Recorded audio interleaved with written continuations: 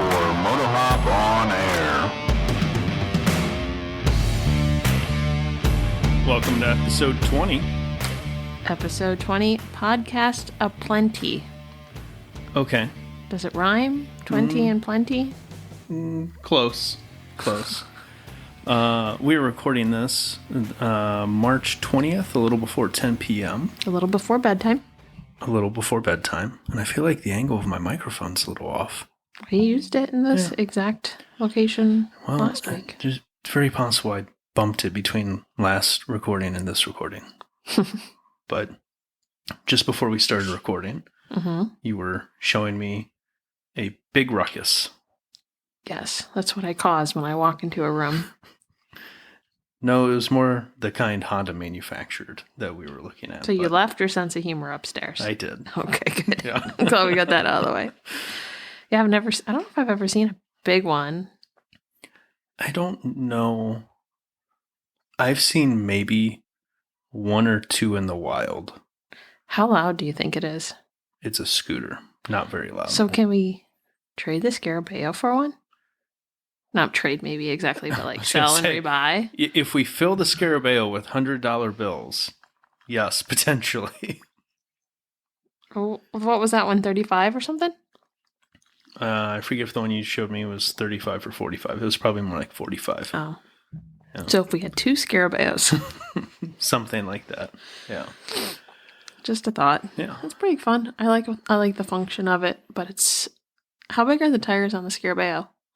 I forget if they're front and rear 16s, or if it's like a front bigger. 16 with a rear 14. I think it's front and rear the same size. They may be 15s. They're big for a scooter. Yeah, because the tires on that Ruckus look small. So in my mind, I'm like, I don't really know what small tires versus big tire mean, but it doesn't seem like it should go as fast. Well, it's like Vespas with the old 10-inch wheels. They'd still, you could still make them do 60. It was just a lot sketchier. Sketchy is not what I'm looking for. Anything on tiny diameter wheels just is a little more... Jumpy? Yeah, a little more twitchy. There's a certain amount of stability that comes with a large diameter wheel. Mm-hmm. That's one of the things I enjoyed. I still do enjoy about the Scarabeo. But the one thing that really caught me off guard whenever I rode it for the first time, trying to find the wheel size. Well, it's bigger than 12, and that's kind of what I was asking. Yeah. Whether it was the same size or not. Yeah. I have to look this up now. Okay. You will not sleep tonight. Nope. While I'm looking for this, let's start with what is in your cup. So I actually made a drink tonight. Not like an adult. Well, that is a major improvement from last week. Not an adult beverage, but a beverage nonetheless. It is 16 front and rear. Oh, thank goodness. Okay. I went to the grocery store yesterday because they suck you into going to grocery stores when you have to return something now. So I accidentally stepped foot in the grocery store and bought a mint plant. Because that's what one does when they go to the produce section. They were looking... Buy a plant. Buy a plant. Not the harvested good. No, because those would go bad. The entire plant. It probably cost like $5 for the harvested good, like buying the little sad little wilted leaves in the produce section compared to my $3 plant. But now you have ones you have to keep alive. That was $3. They're mints. They're basically weeds. Yes. So I put some fresh mint leaves in some lime sparkling water, kind of muddled it up a little bit, and then topped it off with some of our Reed's ginger beer. Okay. So it's got a fun little fresh vibe to it. Yeah. And you also used the other half. We shared a can of ginger beer. So what did you make? Well, it depends on who you ask. Oh, boy. Another redneck special? No, so someone owns the trademark. I forget which rum company. Owns the name Dark and Stormy. Oh.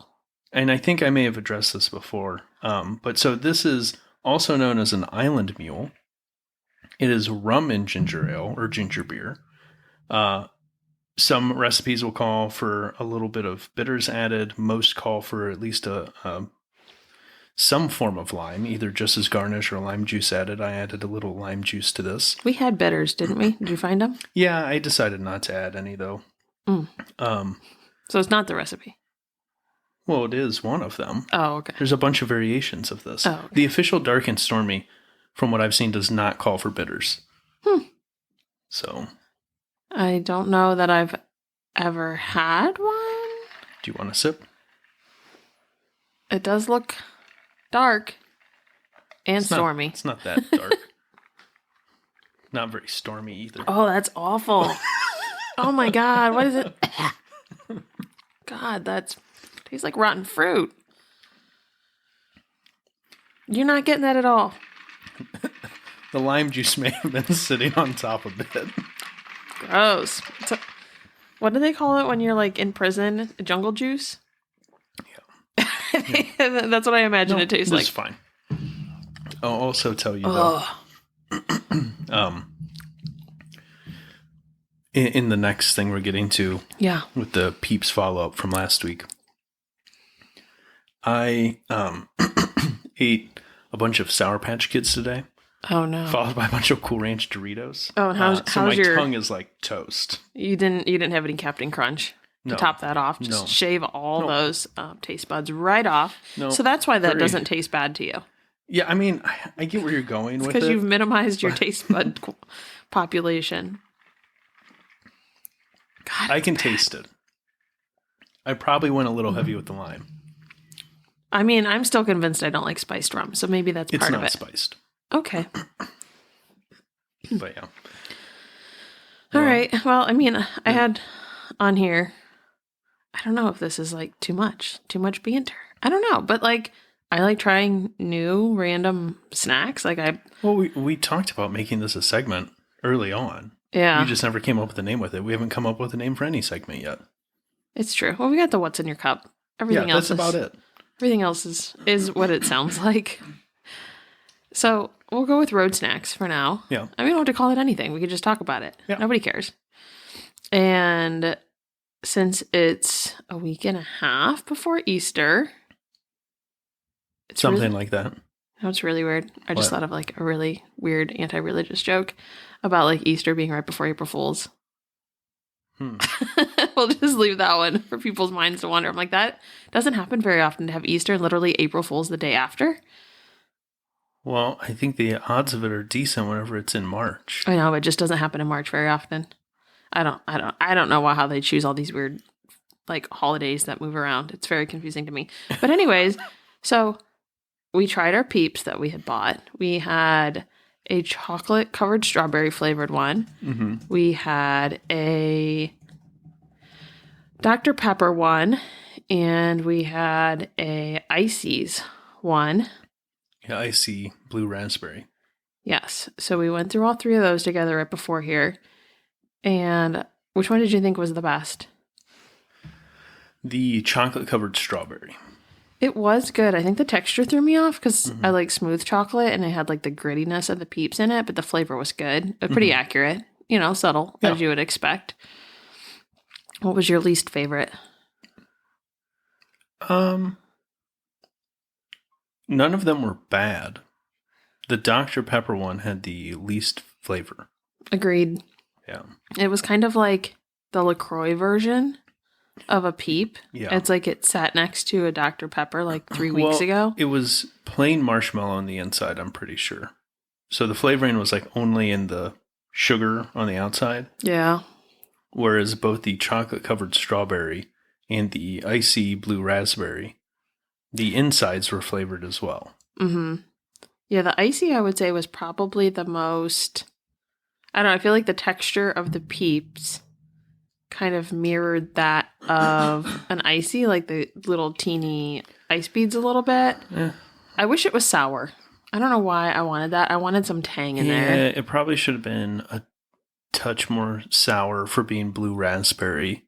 But like, I don't know. These are probably it's marketed. It's never going to be a slam dunk for me because you're missing the experience of the icy. Oh, well, you're taking it too literally. You have to think these are also but why are we branding it that if we're like... What, you want it frozen? I don't think that's... If you're going to icy, just drink an icy. I know, but I don't know. There's nothing special about the blue raspberry flavor. No. Many companies have used it in many different forms of product, right? I guess like I it's don't not understand. an icy specific thing. I don't understand what you're upset about. The fact that it's not. Why are we branding it icy? Oh, you mean it could have just been blue raspberry? It could have just been blue raspberry. That's true. Someone probably knew someone. Yeah. Or someone like had an idea and pitched it. Or there's some sort of benefit. I mean, it didn't have to be Dr. Pepper. It could have just been cherry. But maybe there's just if like... they had nailed the Dr. Pepper flavor, it would have made sense. Yeah, it was bad. It was like nothing, nothing, nothing. And then you're like, oh, weird cherry back flavor. Yeah, which I feel like a lot of Dr. Pepper flavored things focus on the cherry. Yeah, and not like the cola. Whereas, like, Dr. Pepper itself doesn't even focus on the cherry that much. It's true. It's like its own distinct flavor. Yeah. 23 of them. There's 23 flavors in a Dr. Pepper? Yeah. What the heck? You didn't know that? No. That's their thing. It tastes like 2 to me. It's like a cherry cola. Yeah. What's the other? Maybe vanilla? 23 flavors of Dr. Pepper. Let's see if I can find a list for you real quick. You think it's 23 flavors of Dr. Pepper, not 23 flavors within the Dr. Pepper? That's what I mean. There's 23 flavors in the Dr. Pepper. Is this some retro commercial you remember from your childhood? No, like they just had it in their branding recently. Wow. My rock is really deep. My hole? Yeah, what are the 23 flavors? 23, 21. 23. Oh. Almond, cherry, orange, pepper, clove. Oh, wow. This is not an accurate list. Hold on. It's a reblog of a blog. Maybe. Cola, cherry, licorice, amaretto. Ooh. Almond, vanilla, blackberry, apricot. Blackberry again. I'm starting to doubt this whole thing. Caramel, pepper, anise, sarsaparilla, ginger, molasses, lemon, plum, orange, nutmeg, cardamom, allspice, coriander, juniper, birch, and prickly ash. So, was that 23? I have no idea. I was hoping you were counting. I was reading. It felt like 13. So it's basically just a mulled cola? Yeah, essentially. That's why people drink it warm as well. I wonder... What? Ew. Who drinks it warm? Blowing minds. Who drinks it warm? Did you watch a documentary on Dr. Pepper once? No, it comes up like every fall. Where? Reddit? Everywhere. Don't trust people on Reddit. Internet. They're weird and angry. Oh, I will find for you I am not a picture drinking of people drinking warm Dr. Pepper. They warm, advertised to drink it hot back in the day. Warm sugar syrup water? Yeah, but it's probably also like basically a tea back in the day. Now it's got all sorts of funky stuff in it. No, they focused on 23 flavors. Do you focus on 23 things at a time?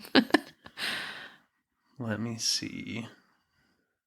Okay, if anyone has ever done this, I need to know. Here's I need an to know ad if anyone I know has ever from actually. Dr. Pepper. Okay. The winter warmer. Hot Dr. Pepper. Okay, that's vintage. Mm-hmm. That's like from the 50s. That's Probably. not recent. No, but I'm saying that's where it started. Have you ever had it warm? No. I've never had necessarily desire to, but I wouldn't be opposed to it. I would. I wonder if it's still fizzy when you warm it up. Probably to some extent. Unless you boil it and all the bubbles come out. And then you're just drinking warm brown syrup water. Probably tastes like cough syrup when it's warm. Why would it, though? I don't know. Just gives me a vibe. The Dr. Pepper website suggests heating the soda to 180 degrees, I assume Fahrenheit, in a stovetop saucepan, then pouring it over a thin slice of lemon. Thin is the key, as the lemon can become overpowering quickly. Let's see. If you can get your hands on glass-bottled, sugar-sweetened Dr. Pepper, you'll be glad you did. Glass bottle. I bet you they have it at Costco. They have like a 4. I know there's a couple different drinks that they have like Sprite. I don't know if they would put all them together. Sprite, Coke, Fanta. I don't know. Yeah, the imported stuff that... Yeah. Well, Sprite, Coke, and Fanta are all Coca-Cola products. Okay, so Dr. Pepper wouldn't be in there. No. I don't know the last time I saw a glass one, but I bet you that... Here's a picture from their ads where they had it in a punch bowl, warm, with glasses with lemons in it. How do you know it's warm? It's in a bowl. Because the text describes drinking it warm. What year is that? 1969. Yeah. Oh, heck. Not much to do in the 60s. No? Might as well heat the things that should taste better cold. Just, war in Vietnam, the Summer of Love, Woodstock. Okay, carry on. I have jelly beans down. Peak muscle car If we get any era, Dr. Pepper jelly beans, we should good debate union about. jobs with pensions, tons of stuff to do in those the are 60s. Yeah. Rest in peace, 60s. So yes, the Dr. Pepper Peeps kind of sucked. Yeah. They weren't bad, they just weren't good. You know what we should do is now try all of them roasted. The Peeps? Yeah, maybe we're supposed to eat them warm. How are we going to know? Well, Peeps does not advise. I don't know that they advise against it. Well, they probably don't care But as they long as don't you eat them. advertise. Just buy and Yeah. eat and buy the stuff. However you want to consume them, I'm sure they will be happy. Yes. So we've drawn this out way longer than we should. So real quick, favorite jelly bean?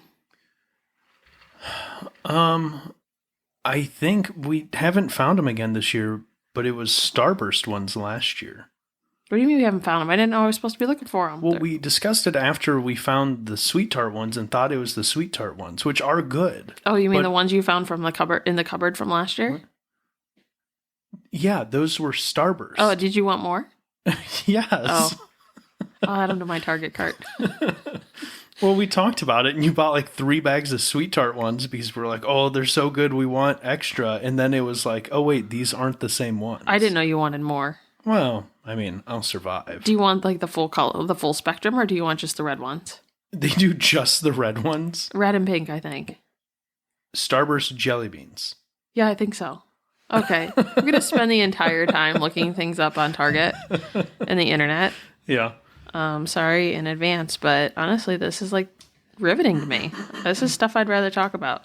Not that I don't like motorcycles, but there's a lot of numbers coming up later. Moto Hop Snacks Weekly. I would be so invested. Here we go. Fave reds. There's 3 of them. Watermelon, strawberry, and cherry. Starburst jelly beans. Yeah, I want the full color. Okay. Maybe a bag of each. Sure. To the Target cart. We'll be back next week with our jelly bean review. Or jelly bean sadness if they're all gone and we can't find them in the stores. We're only a week and a half Easter out. yet. They should be well stocked. I feel like the shortage of things is like over. Like they didn't even warn me that there's only a few bags left, so we should be good. And they have stuff on sale, so they're really desperate to get rid of it because they're like, oh crap, it's only a week and a half away. All right, on to the next thing. Yeah. Planning for vintage More stuff days. you put on here, so you lead the way. Oh, yes. Well, you've been you said you wanted to talk about this too. I'm not just making stuff up.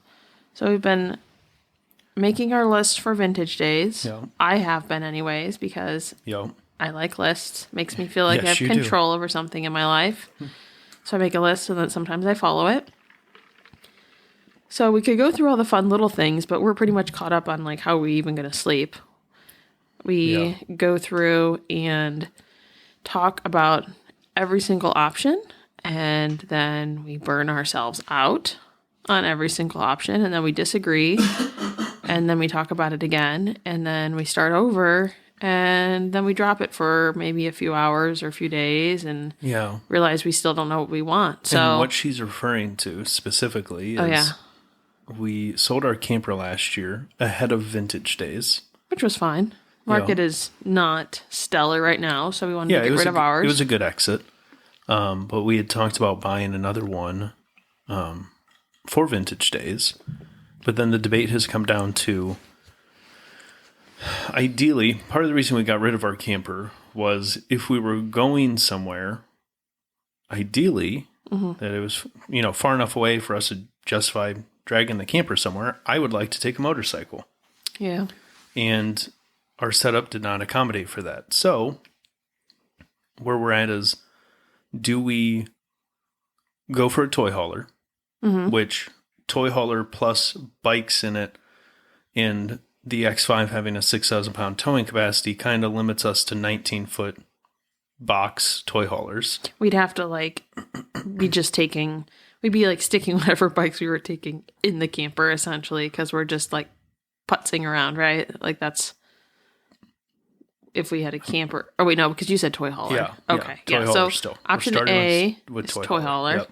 Option B. The downside, though, is with the current tow vehicle option, we're limited to 19-foot length toy haulers, which is a much smaller demographic of the toy hauler market, and they demand a higher price because more people can tow them. Well, we're not necessarily limited to 19 feet. We're limited to a weight, which is like That's what I'm generally around 19 feet. Okay, I just wanted to like reiterate. Most 23-foot toy haulers are over the realistic weight of what we can tow. Yes. So I was leaning towards finding a cheaper motorhome. And then the benefit of the motorhome is you can adapt it for whatever you're doing by putting a different towed thing behind it. Mm-hmm. Whether it's a flat trailer, enclosed trailer, another vehicle. Mm-hmm. The one idea I had thrown out halfway in joke and half serious was flat towing a K truck with a motorcycle in the bed of it. You're as serious as I allow you to be. Yeah, I mean, but that really would check all the boxes because your concern with the motorhome is if we go somewhere and park and then want to go out to dinner, we don't have transportation, other than the motorcycles we would have with us or scooters. If we flat towed a K truck, I could put motorcycles in the bed of the K truck. But how and then is we that, could drive the K truck wherever we wanted to go. How is that any different than just towing a camper? I guess you define more. Well, I guess like a camper that can be towed by the X5. Yeah, or The like size. a toy hauler.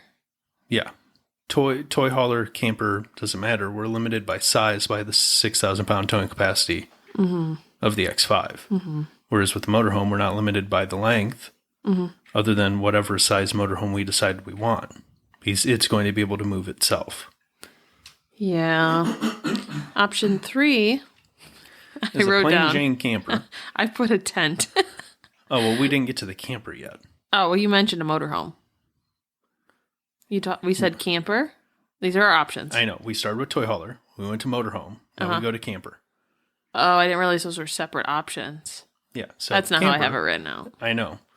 Camper, which is not a toy hauler and is not a motorhome, is exactly where we were before. But and for vintage days, we could cram small vehicles through the entry door and somehow secure them inside. But the benefit of doing this was being able to have more flexibility, buying something cheaper, probably with just like cash, resell it in like a year or less if we decided we didn't like absolutely love it. Yes. Honestly, like there's a chance if we didn't go anywhere else, it could just be a vintage days vehicle. Who knows? Yeah. But it would be more of like, I'd want to keep it very low budget, open-minded. The fact that like it's not going to be a long-term solution because we were there and we didn't love it, but it is a solution and I'm okay with it. Like if we find something cool and just say, hey, we're just using it for this. And I think it's a fine solution if the tow vehicle changes. If the tow vehicle changes to a full-size van and or a pickup, but ideally a full-size van, then motorcycles could go in the van. The towing capacity is going to be higher. We could get a larger camper and it would check all the boxes like a motorhome does. Yeah. There's also just that like price point of how much do you invest? Like, yeah. I guess either way, if we bought something that was just like a couple grand, paid cash for it. Yeah. And we decided we wanted to invest more in the van, we could do that because I wouldn't feel like we'd have another loan we were navigating around because I like financial freedom. So that would honestly be fairly realistic in like less than 12 months if we were like, hey, let's look at another vehicle. The thing that I've brought up is the reason you don't like the motorhome idea and or the camper plus new tow vehicle is both require more than one item purchased. Yeah, it stresses me out. But the toy hauler does too. Why? Well, because the toy hauler doesn't satisfy, I'm going by myself, do not need a camper, and just need to haul a bike. And or, I'm going to pick up a bike I bought. I'm not going to want to haul a 19-foot toy hauler just for motorcycle transport. So I will still want a different motorcycle trailer, right? Wait, a different motorcycle trailer for a toy hauler? A different motorcycle trailer that is just for moving motorcycles. Because the toy hauler does not, while it can move motorcycles, it is way oversized for doing just that job. Okay, I had not considered that variable. Whereas a small 5x8 enclosed trailer or this flat trailer, if I finish it, can be towed behind the motorhome. How about not if? How about when you finish it? Okay, yes. I didn't mean it like that. Okay. But a small trailer can be towed behind the motorhome. Mm-hmm. Or the X5. True. And or the van, but the van and camper option eliminates the need for that trailer because the bikes can just go in the van. I just feel like this is like your destiny to like convince me you need a van. I just feel like... No, I'm just saying, like, in your mind, the toy hauler is some magic solution because it's, we only need one thing. And it's like, it's not exactly like that. Okay, well, I guess if it's not the magic... It's one thing for vintage days. Okay, sure. So I guess, like, if you're going to say it like that, I almost feel like the toy hauler is out because there's no advantage to having it. Yeah, unless the only way the toy hauler really makes sense is the other option. The funny part for anyone listening who hasn't looked into motorhomes and campers, in the secondhand market, for the most part, the bigger the vehicle, the cheaper it is because no one wants to deal with it. So like a secondhand 19-foot toy hauler, you're going to pay darn close to what you're going to pay on the low end of new. Whereas you can get, like, on the new side, you're probably realistically looking 20 most places. And on the pre-owned market, you might get down to 15 for a decent condition one. Yeah. But you can get a 30-foot fifth wheel toy hauler for like $5,000. Or less. Like $3,000. Yeah, People are like, get rid of these things. I don't want to drive them. Which I don't want to drive one long, either. And you have to have a truck, depending on if it's a fifth wheel hitch or a gooseneck hitch, with the correct hitch in the bed. So the market of people they can sell them to is significantly smaller too. So I will tell you my low-key, not hard to finding, low-key come to Jesus moment the other day. Yeah. When I had to ask myself, what would I want to drive? Yeah. And that would be the smallest RV possible. Yeah. That Isuzu thing I sent you. What was that? Oh, I don't remember the model of it, but that the one I sent you JDM Isuzu camper. Last night or the night before. I love those things. I was like, dang. Diesel, four-wheel drive. It was everything you'd transmission. want. Yeah. Does it have a hitch?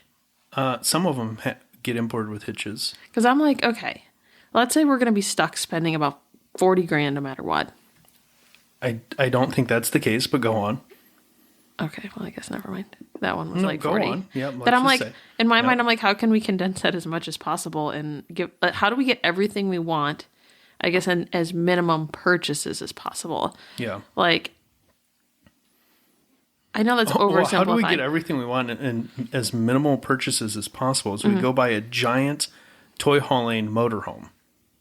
Okay, well, I don't want to drive giant though. That's the thing is like that's criteria that we have to honor is what I would drive.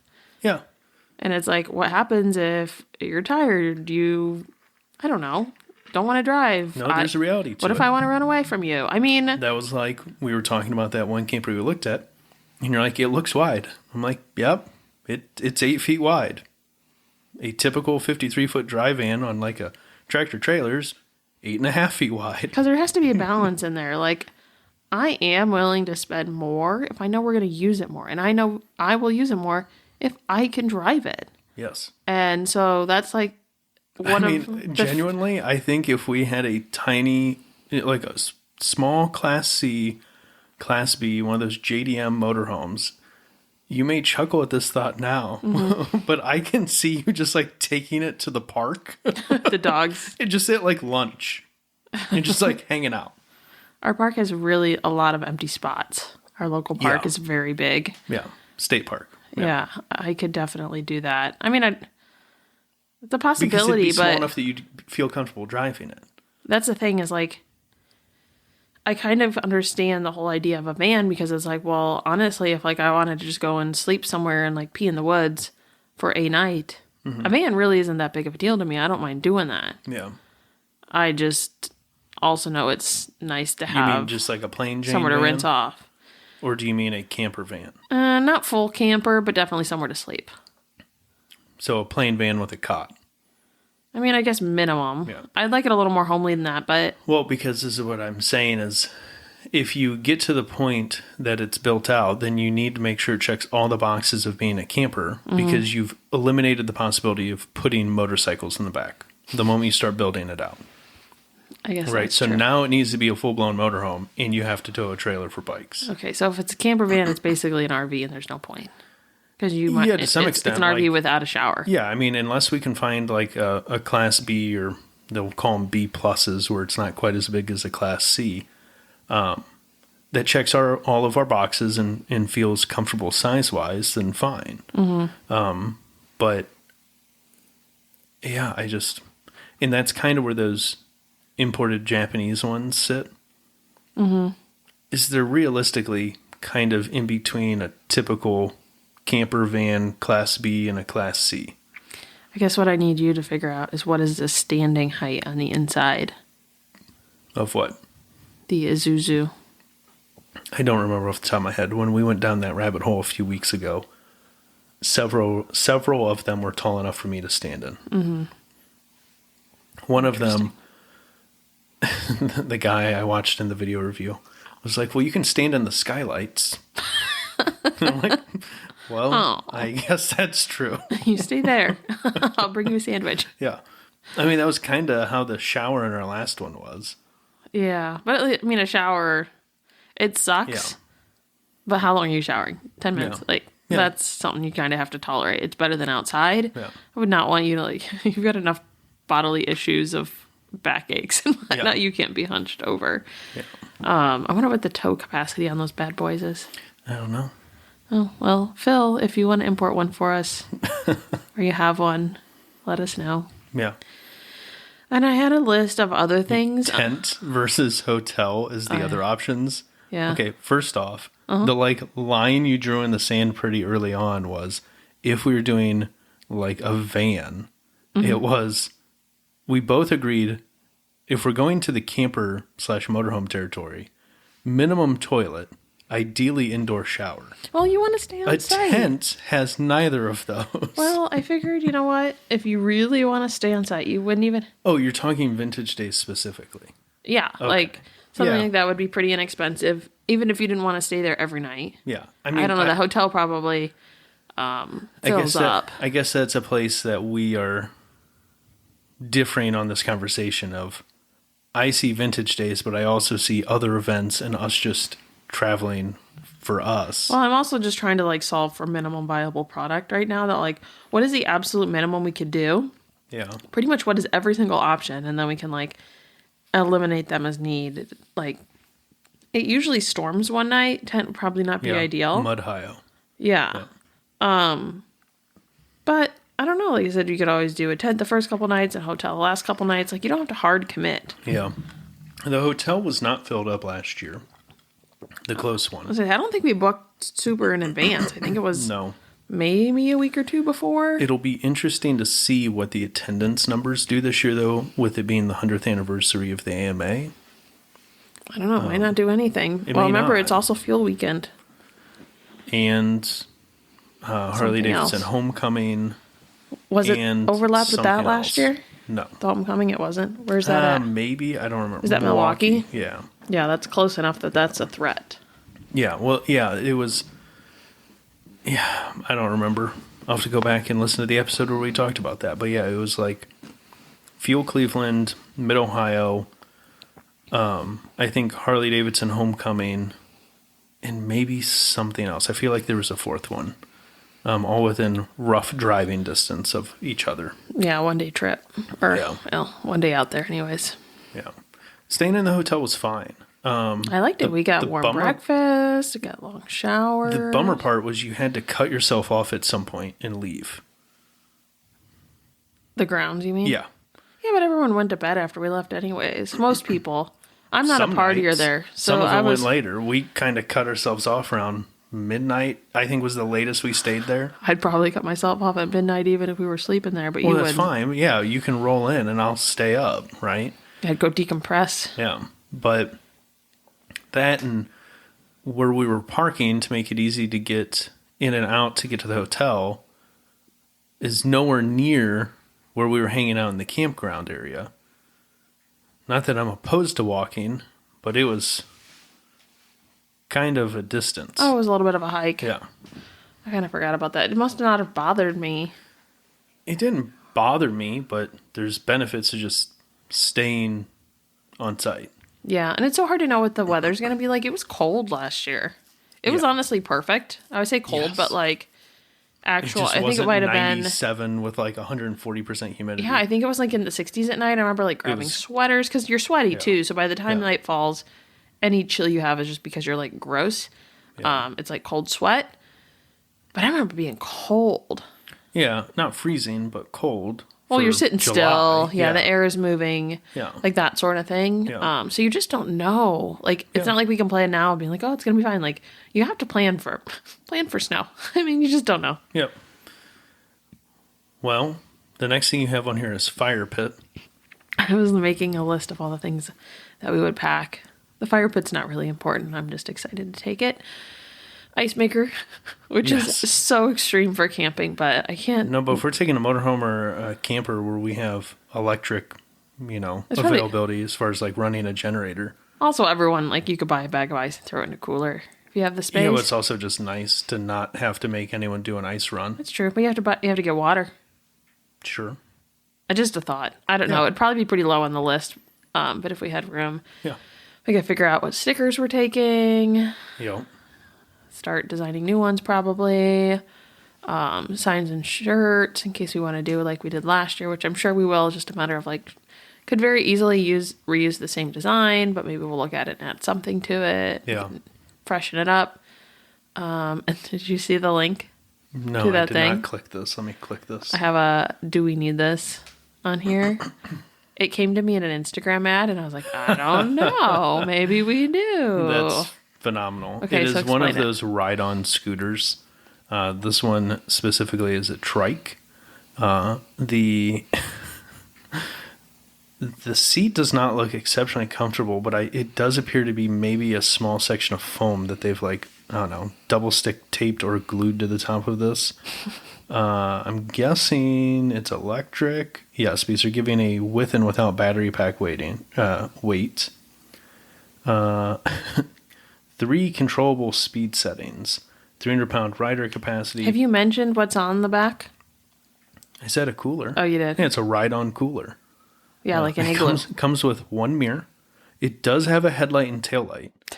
It has a mobile phone holder with USB charging port. Did you check the speed on it? Hilariously small. No, other than it says it has 3 speeds. 13 miles an hour. Can you imagine? Blistering. What would be hilarious is to watch this race a Moto Compacto. Oh, man, it actually costs more than a Moto Compacto, in case anyone was curious. $1,400. So, as funny as it is, cheaper ones.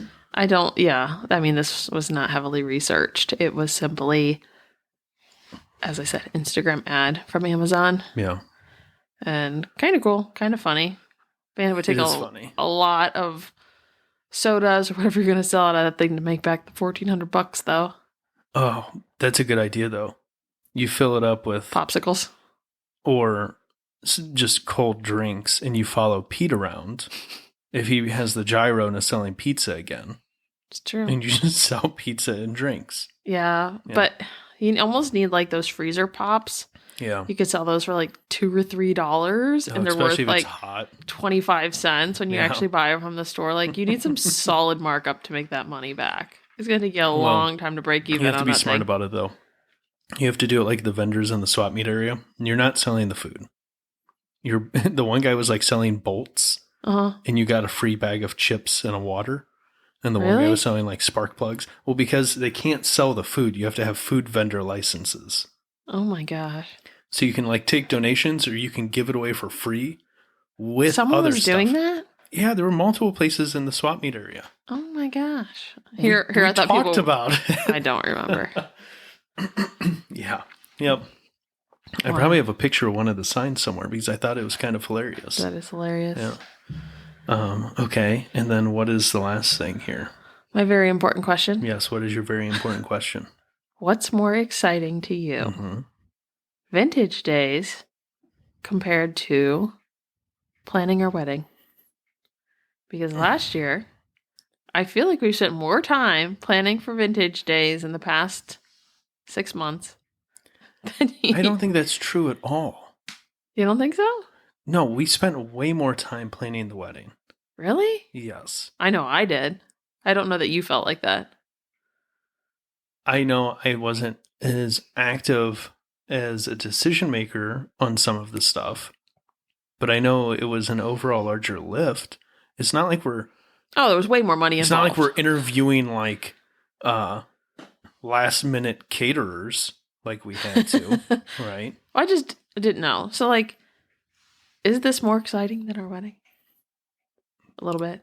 You're allowed to say yes. I won't be mad. It's more fun. I mean, it's less risk. No, because I'll say this. Because planning our wedding also meant getting to go to the Outer Banks, which also meant I got to go drive on the 4-wheel drive beaches. It's true. Which is one of my happy places. It's true. So what you're saying... But I am excited to go to is Vintage if we Days. had Vintage Days Mhm. at the Outer Banks, Mhm. you would die a happy man. Well, we wouldn't live in Ohio. We'd move to the Outer Banks just for Vintage Days. Well, or we would at least be forced to go once a year. That's true.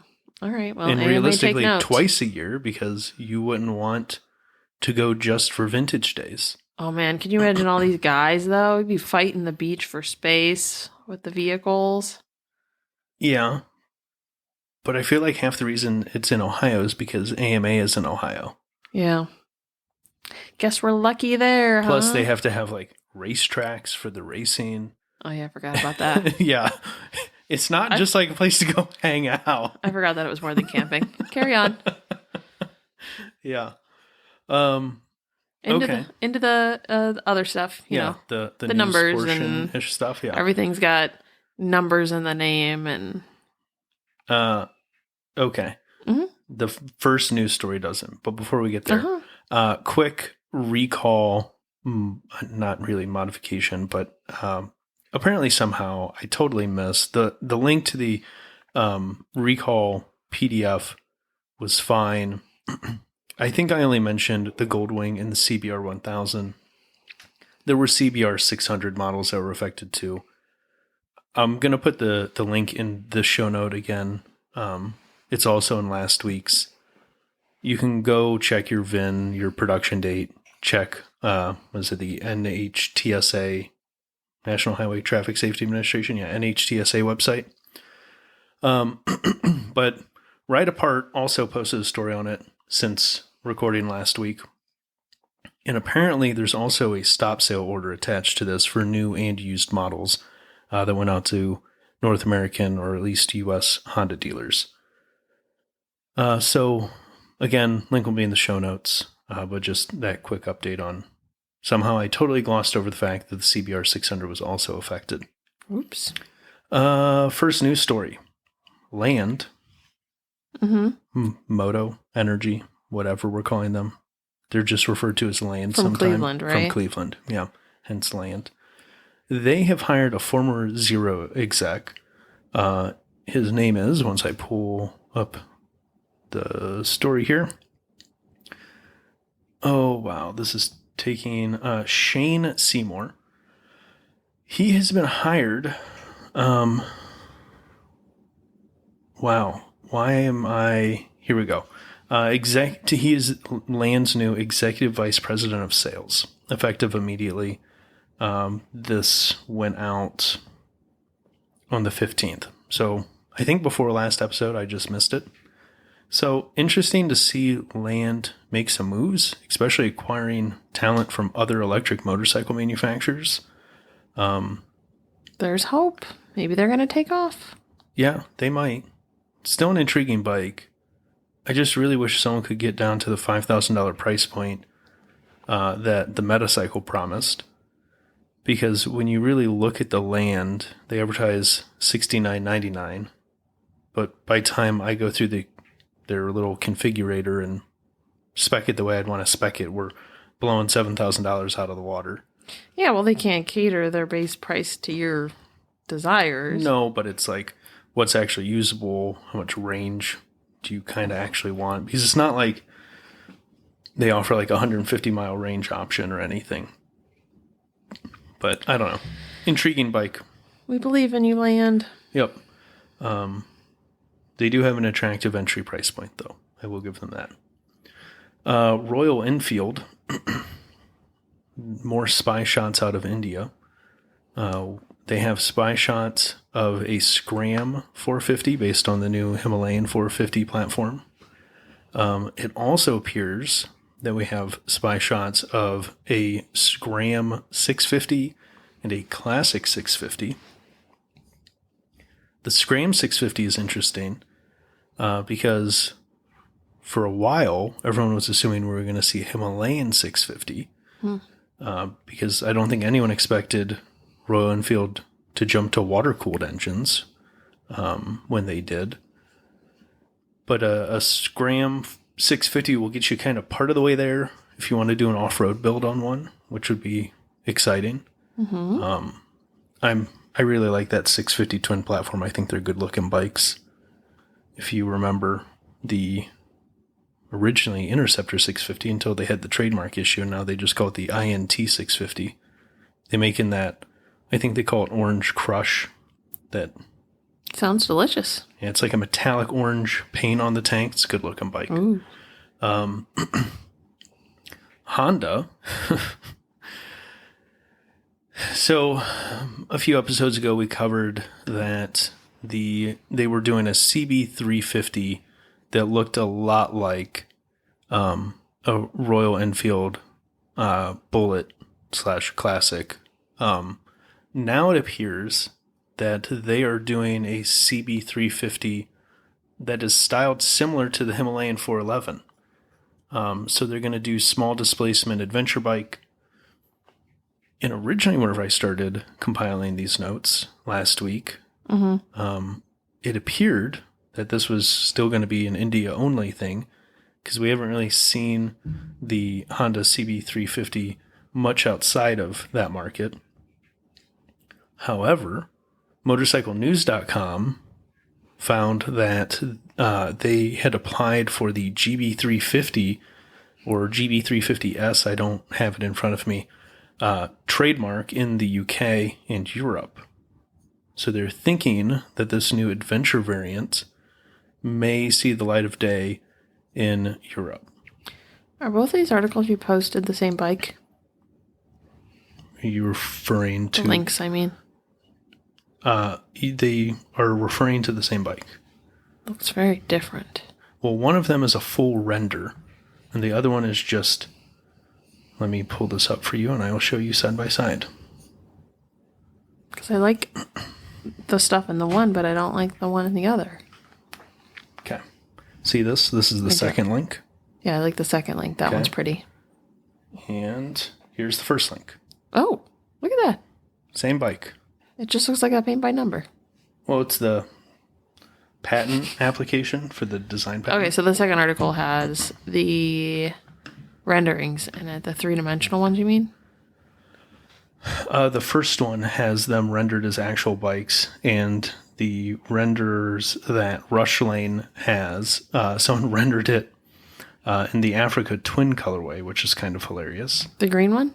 No. So the green one in the second article is the unadventurized version of the CB350. That is what is currently in market. Ooh, that's the one I like. Yeah, I mean, it's a good-looking bike. It's kind of like a cafe racer. No? I think it's just the brown seats giving me that vibe. It's just retro-y. I really like it. The only thing that's weird is, like, this is the first time I've ever noticed a single cylinder. Yeah. It looks it's silly. A single-cylinder 350. It looks like it's missing a piece. Like, you can just see right through it. Yeah, you can see light on both sides of that engine, right? It makes me uncomfortable, kind of. That there's just holes in there, not filled with stuff. Yeah, it's like, why wouldn't you? There's obviously room for it. Just put it in there. It keeps the price down. It allows them to sell it in tiered licensing markets, lower in the licensing tier. There are reasons to make smaller engine bikes. Well, if I had to pick one, I'd pick the green one. Okay. So the non-adventure version that everyone else is excited about. Yes. The one that's been at market for a couple years now. Yes, I like the matte color. Yeah. It's very hipster. It is an attractive bike. I would just be excited with the matte black. It's beautiful. Yeah, I would just be excited for them to bring any version of the CB350 to the States. I thought you were going to be excited for me to be excited about a bike. I am. Okay. But I would just... You're excited about a bike that I'm excited about that neither one of us can get right now.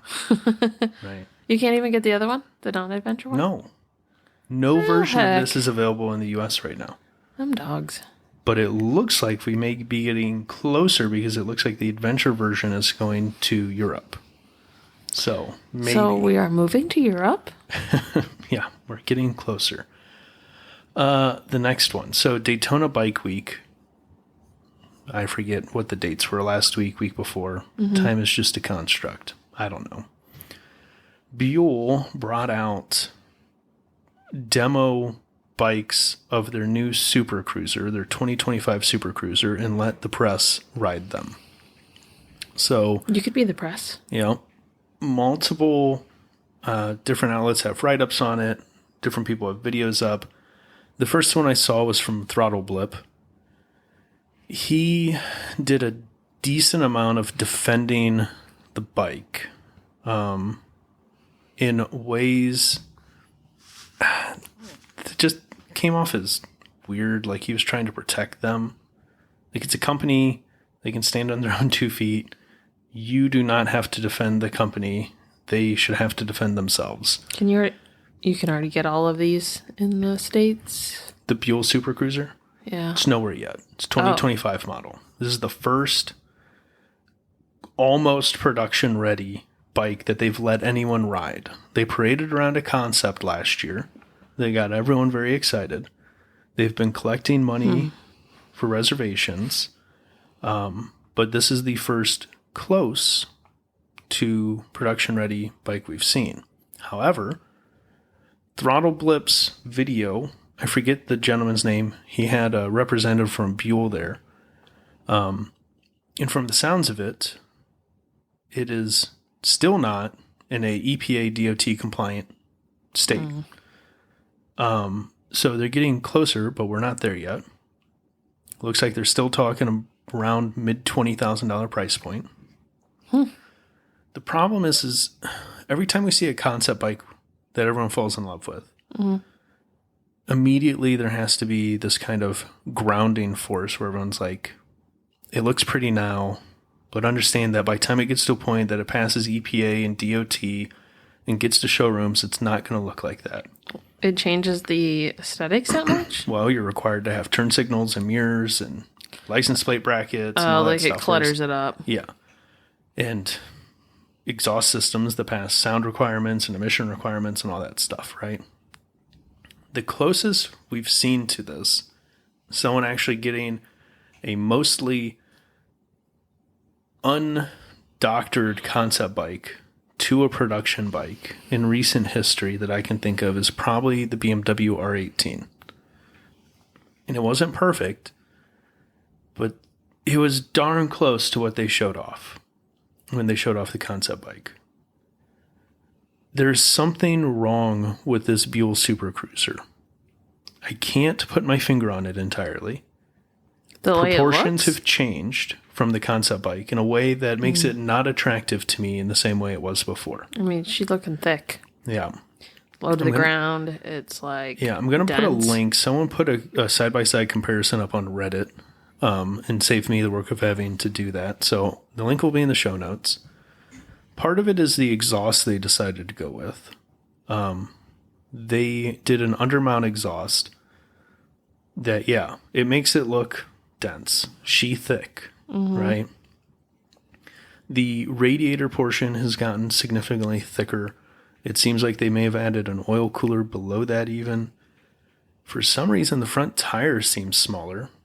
And I didn't notice it as much in the original concept, but this production version, or closer to production version, you realize that the front tire is smaller than the rear tire.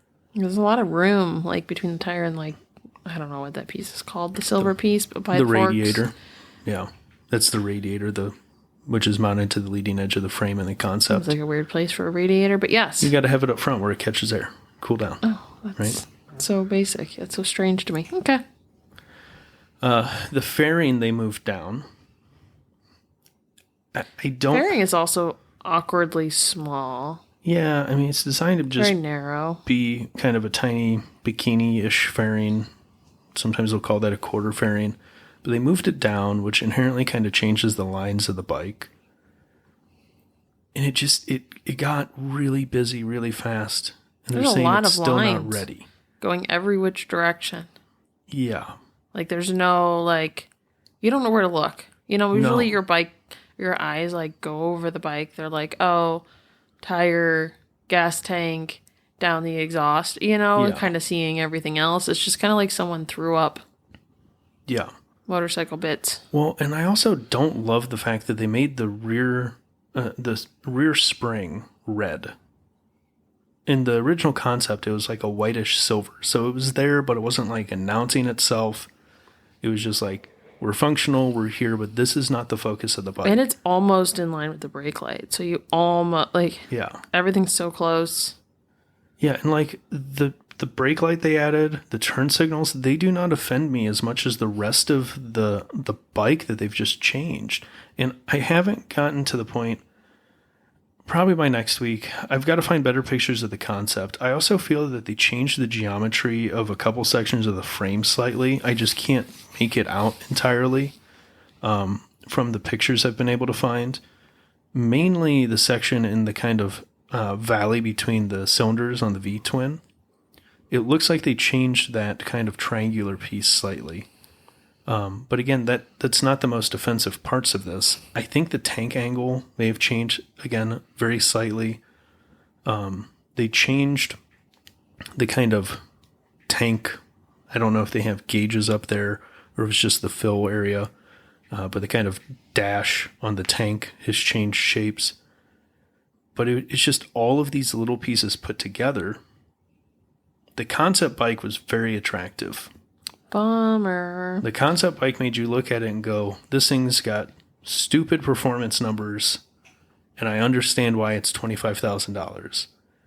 In this closer to production version, you look at it and you're like, okay. I feel like this is like any project, like if you work in corporate or whatever, any project where you start with like this really cool project, then logic just slowly takes over and you're like, kinda by the end of it. Yeah. You just like didn't incorporate, you didn't solve for enough of the problems early on. Yeah. That you deferred losing control. Yeah. And then there's just little stuff like the seat they have on this version of the concept bike has like some imperfections, at least in the picture. And it may just be artifacting in the picture, but it looks like the fabric isn't quite as tight on the side of the seat. It's just little attention to detail stuff that I just feel like they've missed. And once I see one of these with that factory exhaust ripped off, maybe it'll look better because I think that's a large part of it. Mm-hmm. But the radiator oil cooler setup they did up front, it's really thick. I don't know if it would have been better if they made it like that raw aluminum color like the concept was. But the concept Roland Sands from Roland Sands Design was involved with. And there's a reason it's a good looking bike because he knows how to make a good looking bike. I just wish they had kept it closer to that. But hopefully the target market looking at buying this $25,000 cruiser is still excited about the looks of it. Or they plan on just tearing it all apart anyway, so it doesn't really matter. Yep. We'll see. Indian is teasing a new, at least one new model on April 2nd. It appears that they're going to be announcing a new Scout. People have really gone into reading the tea leaves of this announcement teaser video. There are a handful of frames where you can see the reflection of the new bike in the lens of a camera. So I took a screenshot of it. I'll put the link to that in the show notes. You can tell it's a bike. Like, I saw one article where they're like, oh, the hand position appears to be higher and the geometry is changed in this way. I'm like, in the entire frame, the reflection we're looking at makes up maybe 10% of the total area of this frame. We're really reading too deep into this. Maybe it's what Kate Middleton rode away on. Quite possibly.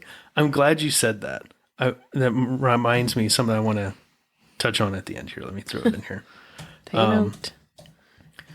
And then Livewire has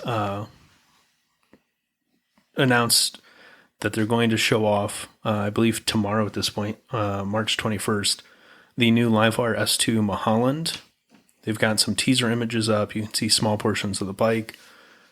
From what we can tell so far, it looks like they're kind of taking the S2 Del Mar and putting some of the hardware from the Livewire 1, predominantly the headlight, maybe the turn signals.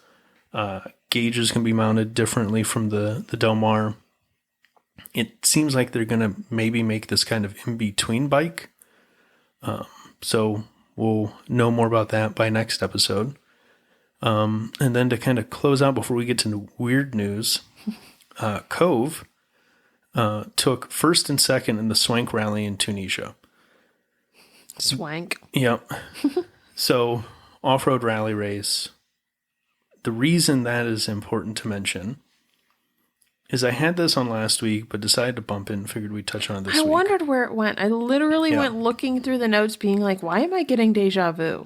Because I had it in the notes for last week, but we bumped it so we didn't run over on time a whole bunch. So, Dang. Kove, the founder and CEO, which I'm going to pronounce his name wrong probably, Zhang Zhu, maybe, I don't know. My apologies. I should really brush up on Chinese pronunciations. We say that too often. Yeah, because so much of the industry is now dealing with just production coming out of China, right? But they refer to him as Mr. Zhang in a lot of places. He, like I said, founder, was the CEO, very much the face of the company. He really wanted to build an off-road bike that could go win Dakar. They took the factory team there. They did not have a good outing, and he formally stepped down from his position. And I think part of it was because of their outing at Dakar. And I don't understand why. Like, I get part of it because he was very much like held this as his pinnacle. He wanted to go achieve this thing. But they finally get to the point that they have a competitive product. They go, it doesn't go well. But it's just kind of a bummer that he just felt like that was his exit point. Well, I will say that it turn said, around and go win the Swank rally. He said temporarily. The word temporarily was in there, and I couldn't unsee it. Like, that could be a very strong... Who knows what's going on? Maybe something in his personal life that he's like, he's one of those people that possible. Cares enough that he's like, if I can't be here 100%, I shouldn't be here. Yeah. So it says temporary. It says he's still like serving on the board or whatever. Yeah, it's still got like shareholder team and everything. He's still like invested in the business. He had to temporarily step away. Who knows? Yeah. Maybe he's going to start another business and just going to be there. Yeah. I mean, I guess it's all possible. It just, with the timing, it seemed like it was potentially due to the performance at Dakar, which seemed like a bummer, because they got closer than they ever have, right, to getting to that goal of winning Dakar that he had. And they take first and second in Swank Rally. So, obviously, they're putting together a decent product. They had some misfortunes. They ruptured an oil line on at least, I think, one of the bikes at Dakar. It seems to be a promising company with a promising product. I hope he didn't take it too hard. I hope that wasn't the reason he stepped away, and I do hope he comes back. Yeah. Well, temporarily. Not necessarily pouting, but like way too much to like draw. Like, there's just not enough information to draw a conclusion. Yeah. And then this one was fun. Let me get the name here. The Aether Rizta. This is an electric scooter, Indian market. This company has been doing some interesting things. They drop tested their battery in a video, but the latest one, they're showing the waterproofing of their scooter and rode this through How deep do you think that trough is? At least... Look at the tire, and it goes up to the headlight, so maybe 2 feet? Yeah, I was going to say at least 2 feet of water depth. Like, it's got to be up to the seat of the scooter, or darn close to it. Yeah, it looks like it's right below the seat. You can see their legs. Yeah, the headlight's below water. Here's the reality. No one should be riding through that depth of water on a scooter. No. How is it not even just like floating away? Who cares about the electronics? How is it staying up? If you're riding through that much water, there's going to be a current. It's not staying down. The only reason... Be a pond. You can just go, I'm going to ride through the middle of my pond. I'm buying the scooter because I want to ride through my pond. Had to drift off. Like, yeah. I don't know how they even like created this. Like, what? It's like 5 or 6 concrete foot trough. Yeah. Yeah. Very controlled circumstances. Would not try at home. Yeah. Yeah. I don't know. It's funny. The link will be in the show notes so you can look at the pictures. I'll see if I can find a link to the video to post. But it's just like they're going full-blown infomercial to prove the like durability of their product. Like, we're going to drop test the battery and we're going to ride it through some really deep water. And like, are they going to drop it out of a plane next? Are they going to ride it through like Moab to prove it's off-road worthy? Are they going to like carry a truck with it next to a crazy. plane? That's like, all it is. Feels like that's where they're going with this. But yeah, it was interesting pictures to see. And then a couple closing things that are just kind of fun. Ride Apart had this crazy story that I think is worth reading. Someone stole $27,000 worth of gas. A woman from Nebraska. It ended up being 7,413 gallons of gas. She found... She in like a tanker? No. So this was over, I forget what time period, months. She had found that there was an exploit in this pump that if she, a glitch that allowed customers to use their rewards card to enter the pump into demo mode so long as they swiped twice and pump gas for free.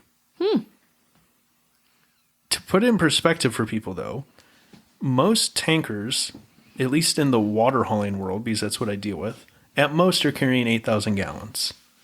She got 17. No, 7,413. Oh. She got almost a whole tanker worth of fuel over this duration.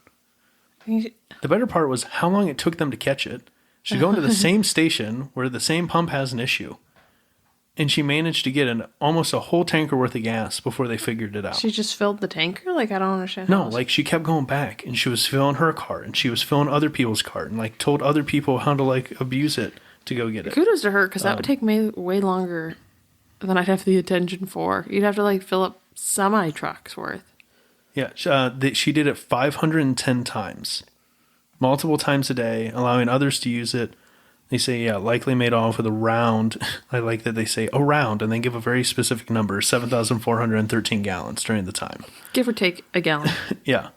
But the $27,000 number they came up with, the manager estimated the average fuel cost between the months she was abusing this was around $3.75 and 0.8 cents per gallon, which would make it around $27,860.27 worth of gas. Is she being like... I'm sure she's being prosecuted. Yeah, that's what I was looking for. But the story that Ride Apart did was, what would you do with $27,000 worth of gas? And they're like, well, you could do the full long way round and the long way up. No, but you have to have access to that gas tank, though. Sure. But it's just a funny thought of like how much gas this really is. Yeah, and they didn't think anything weird of her going. And like I said, kudos to her for having the ambition. Like, I hate getting gas like once every 3 or 4 weeks that I have to because I never leave the house. I can't imagine going multiple times a day. Ugh. Yeah. She was committed. Yeah. She's hired somewhere. Well, I mean, it's free money. I don't right? disagree. $27,000 and some change worth of free money, you know? But imagine how many weeks she had to go back multiple times a day. Yeah. The last thing I want to mention, because you mentioned Kate Middleton, I just watched the latest one today. Mm-hmm. if you need some comedy in your life, I came across this guy on Instagram. He posts clips from his shows on Instagram. He does the full things on YouTube. It's Chad the Bird. You can go to chadthebird.com. I think his Instagram handle is Bird. Is it Chad really? Bird, but spelled by B-U-R-D. I was going to say, is it really B-U-R-D? Only on some of his handles. The must not have been website able to is get it. chadthebird, spelled correctly, .com. Is it that weird funky chicken thing you watch? Yeah, yeah. He did a whole thing on Kate Middleton after the whole picture thing. Oh, and really? it is hilarious. I'll have to watch it. Yeah. Yes. If you need happiness in your life for a few minutes, go watch Chad the Bird. It's pretty great. It's very much my style of humor because there's a lot of detailed technical information to set up a punchline a lot of times. And because it's this puppet, he speaks from the perspective of like, what's wrong with humans? Like, we're doing a good job because he's not one of us per se. Yeah. So yeah, just a good time. Good time. Well, I think that's it. Mm-hmm. Are we going to have a decision on camper, motorhome, tent, hotel, toy hauler by next week? Oh my God. I'm so tired. Actually, I found this one while we were sitting here. I think you can give us your live reaction as we close out. Yeah. I think it's custom made. I didn't really read all. I'm just like flipping through looking at pictures. It says exterior needs a little special lovin'. Oh boy.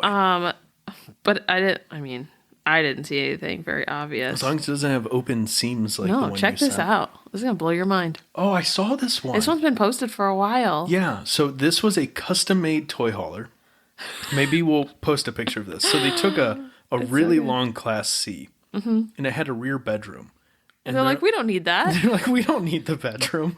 So they put an actual garage door in. Yeah, right in the side of this On the side, not even on the back. So it's not like a toy hauler that like rolls down or anything. It's literally like you have to take a ramp and like roll the garage door up. Yep. Be a sweet patio though. And it's cool that it's disconnected from the rest of it. Honestly, it has everything we need. Yeah. And they dropped it in price because they can't sell it. Yeah. Yeah, it does have the outside loving issues, or the front corners got some weird seam stuff going on in the pictures. They don't show a lot of close up of. It's a great price though. Yeah, what did they have this listed for? Oh man, it's Don't down. tell anyone. Yeah. Whew. We may be the owners of this puppy by next week. I think it's in California though. I'll buy you a ticket, send you out there. Arizona. Sorry. Phoenix, Arizona. But it's so warm in Arizona right now. Where'd you go? Yeah. It's interesting. The only downside I saw of this thing was because they took the bedroom out, there's no like dedicated floor level sleeping area. It's basically just the overcab.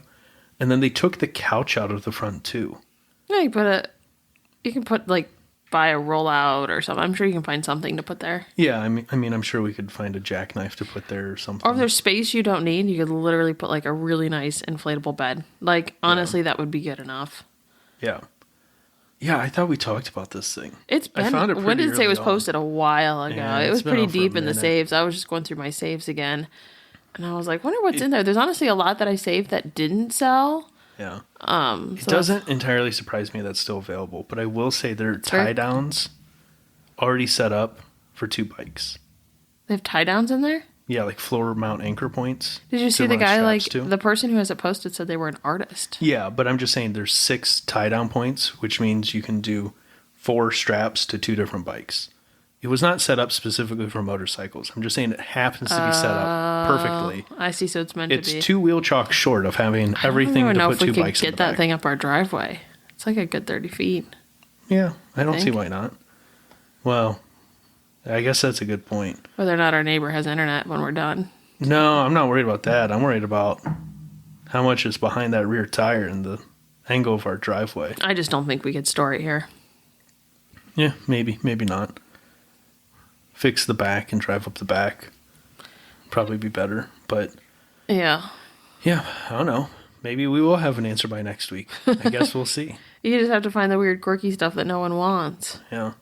Which might need a bigger yard. Yeah. Oh, well. Well, anything else? No, that's all I got for now. Okay, well, I guess that's an episode. So, see you guys next week. Bye.